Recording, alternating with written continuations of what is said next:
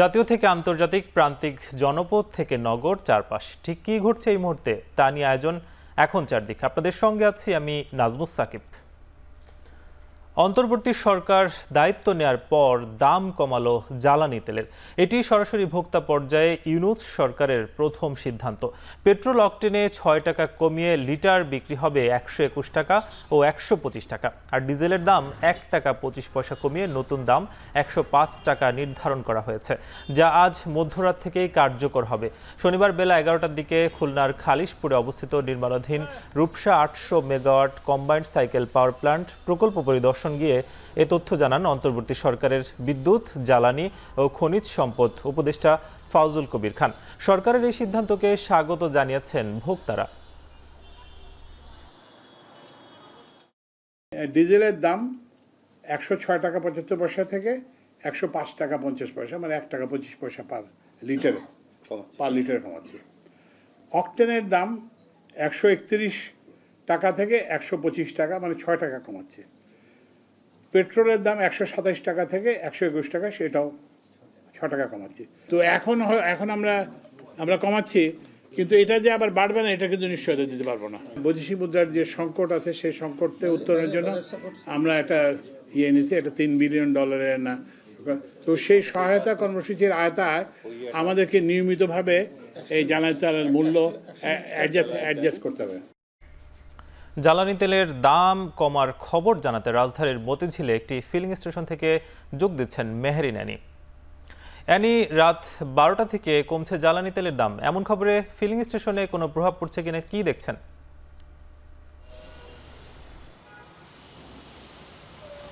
এখন পর্যন্ত ফিলিং স্টেশনগুলোতে আগের যে মূল্য রয়েছে সেই মূল্যে আসলে যারা গ্রাহকরা আছেন তারা জ্বালানি তেল নিচ্ছেন, এবং আজ রাত ১২টার থেকে কিন্তু নতুন মূল্য যে নির্ধারিত করা আছে সেই মূল্যে কিন্তু কার্যকর হবে। এবং এখানকার যারা আসলে ফিলিং স্টেশনে যারা দায়িত্বরত আছে মতিঝিলে, তারা কিন্তু বলছেন যে এখন পর্যন্ত আগের মূল্যেই গ্রাহকরা জ্বালানি তেল নিচ্ছেন, এবং আজ রাত ১২টার পর থেকে কিন্তু সরকার যে নির্ধারিত যে মূল্য রয়েছে সেই মূল্য কিন্তু বিক্রি করা হবে বলে জানিয়েছে এই ফিলিং স্টেশনে যারা কর্মরত রয়েছেন তারা। এবং আপনি যেটি বলছিলেন যে এই যে অন্তর্বর্তীকালীন সরকার আসার পরপরই কিন্তু এই সিদ্ধান্ত নেওয়া হয়েছে, এবং এই দাম কমার যে সিদ্ধান্ত এতে কিন্তু যারা আসলে গ্রাহকরা রয়েছেন, ভোক্তারা রয়েছেন, তারা কিন্তু অনেকটাই খুশি বলা চলে। এখানে আমি বেশ কয়েকজনের সাথে কথা বলেছি, তারা জানিয়েছে যে এই যে দফায় দফায় তৎকালীন সরকারের সময় যে দাম বৃদ্ধি করা হয়েছিল এতে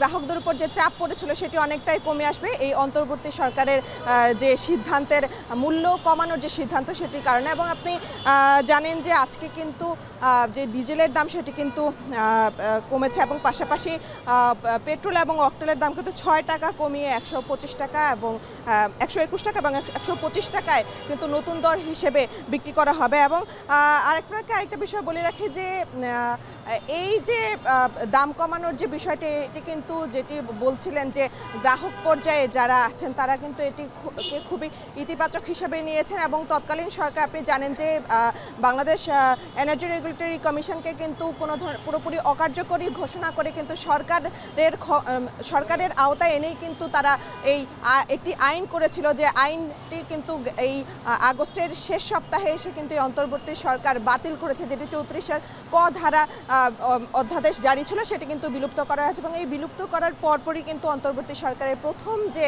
আসলে যে পদক্ষেপ সেটি এই জ্বালানি তেলের যে দাম কমানোর যে পদক্ষেপ সেটি কিন্তু নিয়েছে। এবং এই জ্বালানি তেলের দাম কমানোর জন্য কিন্তু তারা প্রথমে এই তৎকালীন সরকারের যে আইনটি ছিল, অধ্যাদেশ নির্বাহী আদেশে যে ৩৪-এর ক আইনটি ছিল সেটি কিন্তু বাতিল করে এই যে অন্তর্বর্তীকালীন জ্বালানি উপদেষ্টা সেটি কিন্তু এই জ্বালানি তেলের বিশ্ববাজারের সাথে সামঞ্জস্য রেখে কিন্তু এই জ্বালানি তেলের দাম কমিয়ে নেওয়া হয়েছে, এবং গণশুনানির মাধ্যমে কিন্তু এই দাম সমন্বয় করা হবে। তো সাকিব, এই ছিল আমার কাছ থেকে মতিঝিল থেকে জ্বালানি তেলের দাম কমানোর পরবর্তী বিস্তারিত।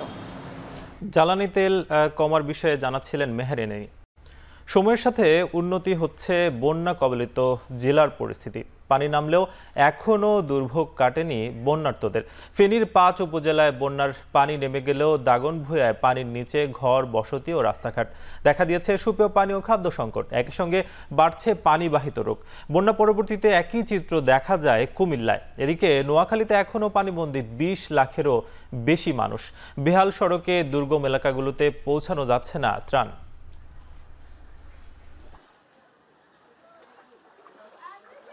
ফেনীতে বন্যা দুর্গত এলাকায় ত্রাণ বিতরণ ও ফ্রি মেডিকেল ক্যাম্প করছে বাংলাদেশ বিমান বাহিনী।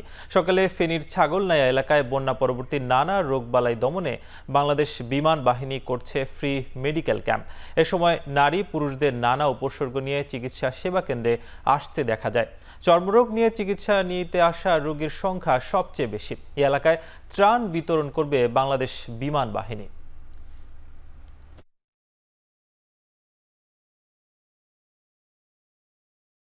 যেসব জায়গাতে আমাদের ভূমিতে যারা আছে নৌকা এবং অন্যান্য বান্ধব যেতে পারছিল না, সেই জায়গাগুলিতে আমরা হেলিকপ্টারের মাধ্যমে, প্যাকেটের মাধ্যমে, প্যারাশুটের মাধ্যমে ড্রপ করেছিলাম।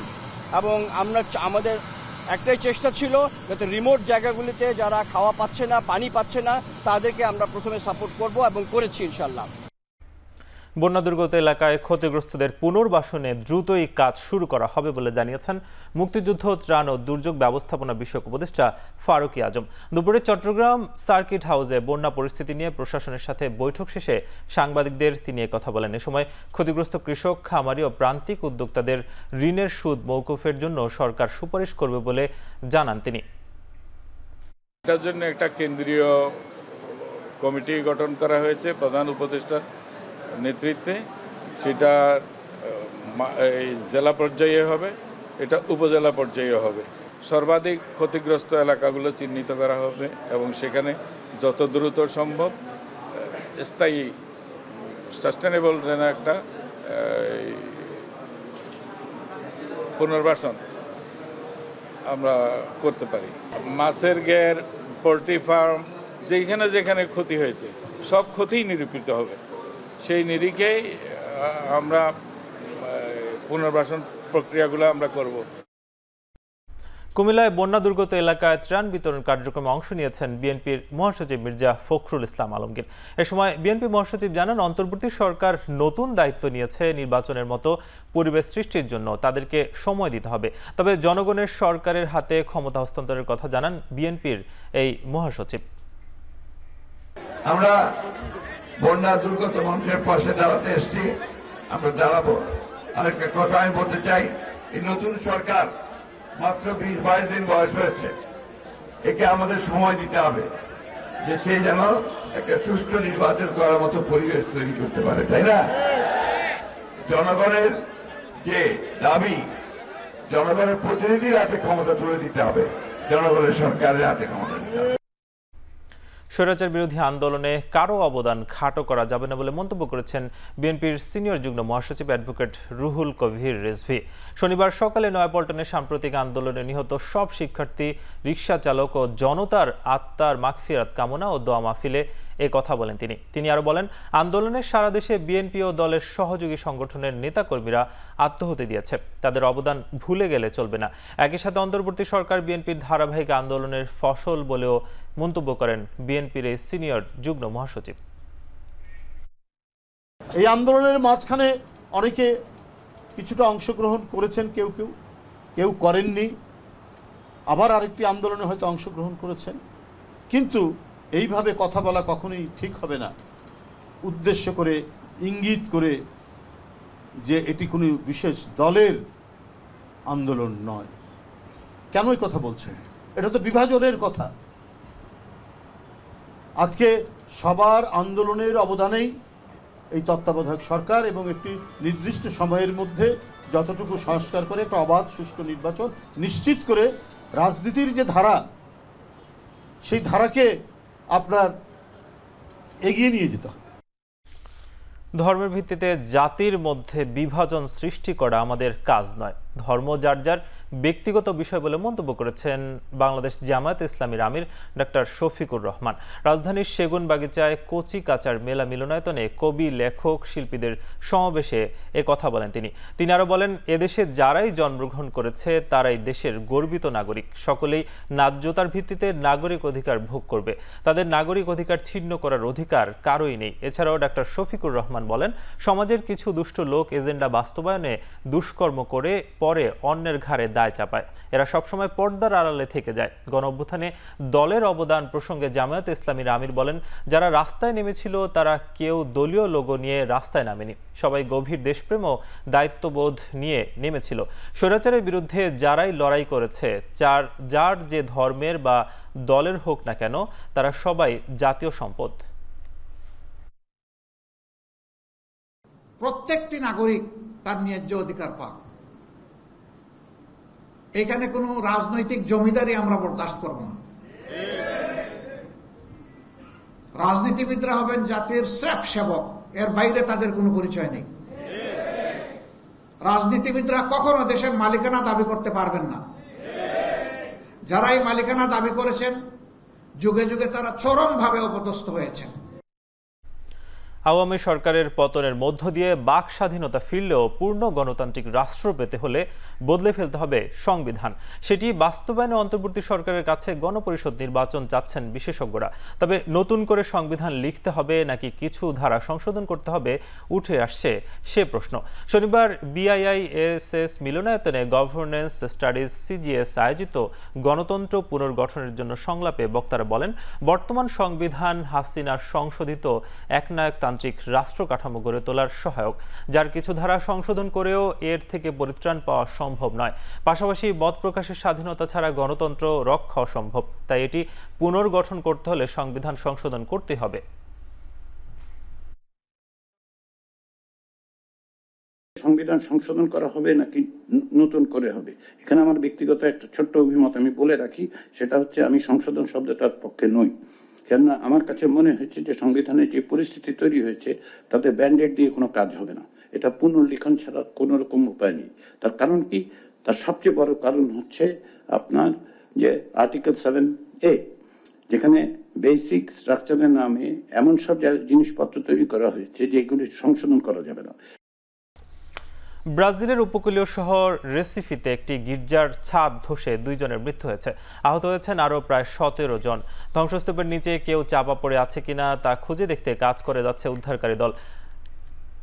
পার্নাম্বুকো রাজ্যের ভাইস গভর্নর জানান, তার ধারণা ধ্বংসস্তূপের নিচে হতাহত আর কেউ নেই। আটকে পড়া লোকদের তাৎক্ষণিকভাবে সেখান থেকে উদ্ধার করা হয়। ছাদ ধসে পড়ার সময় গির্জার ভেতরে খাবার বিতরণ করা হচ্ছিল। আন্তর্জাতিক অপরাধ আদালতের গ্রেপ্তারি পরোয়ানা জারির পরও আগামী সপ্তাহে মঙ্গোলিয়া সফরে যাচ্ছেন রুশ প্রেসিডেন্ট ভ্লাদিমির পুতিন। গ্রেপ্তারি পরোয়ানা জারির পর প্রথমবারের মতো ICC-ভুক্ত কোনো দেশে যাচ্ছেন পুতিন। সেখানে যাওয়া মাত্র পুতিনকে গ্রেপ্তার করতে মঙ্গোলিয়ার প্রতি আহ্বান জানিয়েছে ইউক্রেন। অপরাধ আদালতের কৌশলীদের কাছে পুতিনকে হস্তান্তরের দাবিও তোলা হয়েছে ইউক্রেনের পক্ষ থেকে। এদিকে ক্রেমলিনের মুখপাত্র দিমিত্রি পেসকোভ জানিয়েছেন, গ্রেপ্তারি পরোয়ানা থাকার পরও আসন্ন সফর নিয়ে উদ্বিগ্ন না মস্কো। ইউক্রেনের রাশিয়ার চলমান সামরিক অভিযানের কারণে 2023 সালে পুতিনের বিরুদ্ধে একটি গ্রেপ্তারি পরোয়ানা জারি করে আন্তর্জাতিক অপরাধ আদালত বা ICC। শেষ করছি এখন চারদিকে। এখন টেলিভিশন ওয়েবসাইটে দেখতে ভিজিট করুন www.ekhon.tv। এছাড়া ফেসবুকে দেখতে ভিজিট করুন facebook.com/tv.ekhon। এছাড়া ইউটিউবে দেখতে ভিজিট করুন youtube.com/c/ekhon tv।